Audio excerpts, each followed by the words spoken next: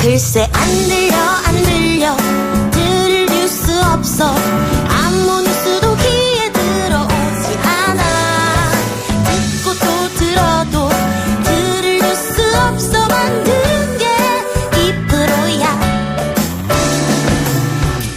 이동영의 뉴스 정면승부. YTN 라디오 이동영의 뉴스 정면승부 3부 시작하겠습니다. 서민형 안심 전환대출이 오늘부터 시작됐습니다. 기존 주택담보대출을 연 1%대 고정금리로 전환할 수 있게 해주는 건데요. 가을 부동산 시장 개막을 앞두고 어떤 영향을 미칠지 전문가 의견 들어보겠습니다. 숭실대 금융경제학과 홍춘욱 교수 연결합니다. 교수님. 네, 안녕하세요. 예. 자, 서민 안심 전환대출. 오늘 한때 사이트가 마비되기도 했다고 하는데 이게 선착순이 아니지 않습니까? 네, 선착순 아닙니다. 선착순이 아닌데 왜 이렇게 사이트가 벌써 마비됐을까요? 예, 2015년에 선착순 경험도 있었고 또 이 조건이 너무 좋아서 예. 그러니까 연 1.85% 정도까지 최저금리 기준으로 해서 예. 이게 장기 고정금리 대출로 기존의 고금리 대출을 갈아탈 수 있다라는 점이 예. 사람들을 이렇게 끌어들였다. 예. 이렇게 볼 수 있겠습니다. 은행 창구에서 하는 것보다 온라인으로 하면 조금 더 이자가 싸다고요? 예, 0.1% 인하해 줍니다. 0.1%. 그래서 더 몰렸을 수도 있겠네요. 예, 그렇습니다. 예. 사이트 다운됐다라는 게 뉴스 보고 저도 들어가 보려고 했는데 쉽지 예. 않았습니다. 예. 그러니까 지금 주택담보대출 같은 경우에 3%도 있고 어떤 분은 4%대도 있을 거고요. 그렇습니다. 또 이게 금리에 따라 계속 연동이 되니까 바뀌는데 이것을 싸게 1%대로 해주겠다. 이거 정부가 해주는 거지 않습니까? 그렇습니다. 예, 바꿔주는 건데 모든 국민들한테 다 해당되는 건 아니죠. 예, 조건이 좀 까다롭습니다. 예. 먼저 부부 두 분 합쳐서 1주택자. 1주택자. 예. 네, 그리고 두 번째 부부 합산 소득이 8,500만 원 이하. 예. 그리고 세 번째 보유주택의 시가가 9억 원 이하여야 됩니다. 9억 원은 현재 시가로 계산합니까? 아니면 공시? 네, 시가입니다. 시가로? 시가입니다. 예. 예. 그래서 이제 서민을 대상으로 해서 나라에서 좀 어떻게 보면 저금리로 대환을 시켜주겠다. 이렇게 의도를 가지고 있다고 볼 수 있겠습니다. 예. 그러면은 아무리 비싼 금리를 쓰고 있더라도 부부 합산 연소득이 1억이 넘어가면 안 되겠네요. 그런데 이제 두 자녀 이상일 경우에는 1억 원 정도까지. 1억 원까지. 추가 한돈이 있습니다. 예. 네. 어쨌든, 이게 해당이 되시는 분들은 상당히 저렴하게 그 대출을 갈아탈 수 있는 기회인데, 이것도 아까 제가 앞에서 말한 것처럼 선착순이 아니면, 그래도 돈은 한정적일 거 아니에요. 모두 다 해줄 수는 없지 않습니까? 그거 따로 심사를 합니까? 어떻게 합니까? 예, 20조 원 정도 책정돼 있으니까 큰 돈입니다. 예. 그렇지만 예를 들어서 사람들이 많이 몰려서 수십만 명이 예를 몰렸다. 그렇게 되면 다 못 받겠죠? 예. 이럴 때는 주택 가격이 낮은 순서대로 대출이 나간다. 아하. 이렇게 생각하시면 되겠습니다. 예. 어쨌든 마감 기한이 29일까지고 선착순은 아니니까 너무 급하게 서둘 필요는 없겠네요. 그렇습니다. 예. 자, 그럼 아까 그 소득 조건하고 여러 가지 조건이 있었는데 그 점만 주의하면 됩니까? 다른 건 주의할 거 없습니까? 네, 이제 1주택 규정도 또 약간 완화가 돼 있어서 예. 예를 들어서 아주 값이 싼 지방에 있는 주택을 가지고 있거나 이런 경우에는 예외 조항도 있으니까 그 부분은 좀 찬찬히 살펴보시면 좋겠는데요. 아무튼 핵심이 되는 것은 일단 부부 합산 1주택자인 경우에 그 부분은 좀 유의를 해보시는 게 좋을 것 같습니다. 예. 그 지방에 작은 집이 있다 이것은 그거는 투기가 아니니까는 예외로 해준다 이 말씀이네요. 예, 그렇습니다. 예를 들어서 부모님이 물려주신 아주 저가의 집이 있다. 예. 이런 경우들은 예외 조항들도 있으니까 예. 찬찬히 살펴보셔야 될 것 같습니다. 예. 그런데 그 문제점을 지적하는 분도 계세요. 형평성 이야기도 하고 있고. 네. 8,500까지는 서민이고 8,600부터는 그러면은 중산층이냐 소득이. 예, 이게 좀 문제가 있습니다. 예. 일단 전세 거주자들이 사실 더 좀 힘들잖아요. 예. 그런데 전세 자금 대출 금리는 2% 후반, 3% 초반 정도. 또 부부 합산 연소득 6천만 원 이하의 서민을 위한 정부의 디딤돌 대출이라고 있지 않습니까? 예, 이거는 또 2에서 3% 정도 금리거든요. 예. 여기에다가 이제 더 나가서 은행들 입장에서 수익성이 악화될 수밖에 없지 않겠습니까? 그렇겠네요. 왜냐하면 이전에 나가 있었던 고금리 대출들을 정부가 대환시켜 주니까 예.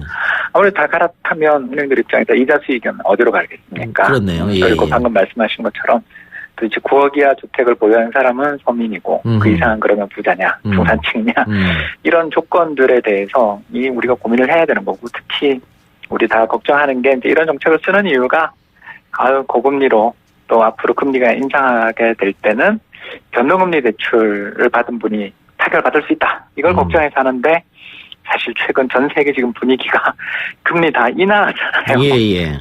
네, 그런 상황에서 오히려 변동금리 대출이 장기적으로 또 이익이 될 수 있는 거 아닙니까? 예. 그래서 이런 부분에 대해서 여러 논란은 좀 있다. 이렇게 말씀드릴 수 있겠습니다. 그 기존에 디딤돌 대출 받으신 분들은 이거 중복으로 하는 건 안 되죠?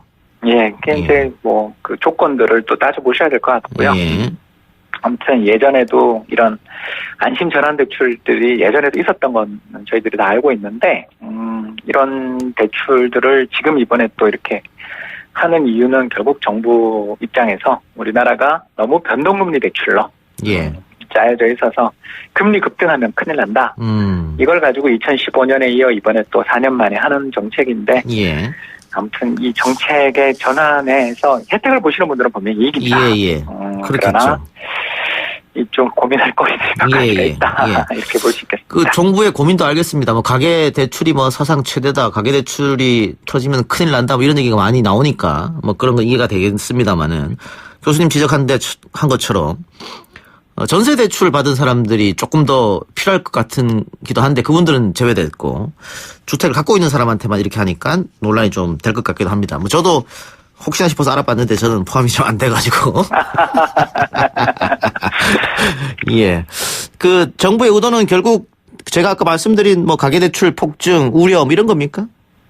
네, 그게 제일 크고 이제 우리나라에 대해서 최근에 그 IMF나 이런 데서 보고서들, 컨트리 리포트 이런 게 나오잖아요. 예. 나오는데 다 한결같이 한국은 굉장히 경제가 견조한데 좋은데 예. 가장 큰 문제가 민간 부문 가계대출이 너무 급증했다. 이거에 대해서 한결같이 지적을 하고 또 그 가계대출이 우리나라는 영국이나 뭐 이런 나라들도 다 비슷합니다만 변동금리 대출 비중이 높아요. 예. 네, 변동금리라는 게 결국 정부 정책 금리에 연동되는 대출이잖아요. 예. 근데 이제 금리가 만약 인상되는 경우에 가계부채가 부실화될 수 있다라는 그런 우려를 하시는 분들이 되게 많고 예. 이 문제를 해결하기 위해서 항상 그쪽에서 나오는 지적이 두 가지거든요. 첫 번째는 과도한 대출을 못하게 해라. 그리고 두 번째는 변동금리 대출 위주의 시스템을 고정금리 대출로 바꿔라. 이런 공고들을 항상 하고 있습니다. 그래서 이거를 어떻게 보면 정부 입장에서 미리미리 좀 반영을 해서 우리나라의 미래 잠재적인 리스크들을 없애보자. 이렇게 볼 수 있는데 이제 조금 더 이야기를 더 나가서 앞서 말씀드린 것처럼 과연 앞으로 금리가 어떻게 될 것이냐. 이런 쪽에서는 금리 하락에 대한 리스크들이 오히려 지금은 더 큰 거 아니냐. 그리고 두 번째, 은행들 수익성이 악화되는 위험들은 나중에 이게 또 비용이 더 클 수도 있잖아요. 그렇죠. 예. 은행 입장에서는 네. 그렇습니다. 예. 예, 그리고 더 나가서 이렇게 또 저금리 대출로 자꾸 가게 되면서 가계 대출이자 부담이 적어지면 이게 주택시장의 유동성이 또 공급되는 거 아니냐. 예. 이런 지적을 할 수도 있겠다 생각됩니다. 대출 이자 나간 돈이 줄어들면은 그만큼 소득 대비 이제 지출이 좀 많아지고 소비가 좀 많아지는 것 그런 것도 혹시 정부에서 염두에 뒀을까요? 예, 없다고 말할 수 없겠죠. 예. 다만 이제 이렇게 이제 저금리로 갈아타 주게 되면 이제 우리가 이제 전체 소비 지출에서 원금과 이자 지불에 들어가게 되는 돈들이 줄어들겠죠, 그죠? 예. 이렇게 되면 소비로 갈 수도 있는 여지들이 있고요. 예. 그리고 또 다른 한편으로는 이렇게 이자 부담이 줄어들게 되고 또 이런 정책들이 이번 한 번으로 끝날 게 아니라 앞으로도 계속 있다면 예. 집을 사자 이렇게 나갈 수도 있겠죠. 그럴 수도 있겠죠. 그렇기 때문에 그래서 이걸 어떻게 단정 짓기는 어려운 것 같습니다. 청취자들 질문이 조금 왔는데요. 비슷한 질문들이 많이 왔습니다. 일단 신규는 안 됩니까? 했는데 신규는 안 되죠. 신규 대출은. 예, 그렇게 알고 있습니다. 대환으로 알고 있습니다. 대환 1회 경험이 있는 사람은 어떻게 됩니까? 이런 질문도 있습니다. 그까지 제가 좀 더 공부가 부족했던 것 같습니다. 예. 그건 은행에 가서 한번 여쭤봐야겠네요. 네, 그렇습니다. 저도 또 여기 주택금융공사가 또 이쪽 담당이니까 이쪽에 한번 여쭤봐야 될 것 같습니다. 알겠습니다. 자, 추석 이후 부동산 시장에 대해서도 질문 드려볼게요. 그 브랜드 대단지를 중심으로 분양 물량이 쏟아질 것이다. 뭐 이런 이야기가 있습니다. 올 가을부터 어떻게 보십니까? 네, 가능성 높습니다. 왜 예. 그러냐 하면 예. 정부가 민간 분양 물량에 대해서 상한제를 도입할 가능성이라는 이야기가 지금 계속 흘러나오고 있지 않습니까? 분양가 상한제. 예, 그렇습니다. 분양 가격을 뭐 이제 예를 들어 원가에 연동한다든가 이런 식으로 해서 가격을 갖다가 상한제를 도입하게 되면 아무래도 이 분양 시장에서 이 분양을 해야 되는 어떤 그 주체들 입장에서는 수익성이 악화되거나 또는 자금난 뭐 여러 문제들이 생길 수 있지 않습니까? 예. 그렇기 때문에 이런 분양가 상한제가 도입되기 이전에 서둘러 분양을 하는 것이 이익이 될 수 있다라는 점에서 분양 물량이 쏟아질 수 있다라는 건 충분히 예상해 볼 수가 있겠습니다. 분양 물량이 쏟아지면은 주택 가격은 내려가는 거 아닙니까? 예, 그렇습니다. 일반적으로는 그런데 이제 예. 앞서 말씀드린 것처럼 이런 그 분양가 상한제가 가져오는 효과가 첫 번째는 분양 가격을 통제해 주니까 집을 살려는 사람들 입장에서는 이익이겠죠. 예. 그러나 반대편 주택을 공급해 주는 사람 입장에서는 손실이잖아요. 예. 그렇기 때문에 손실이 발생한다라는 점에서 생각해 보면 향후의 미래 공급 물량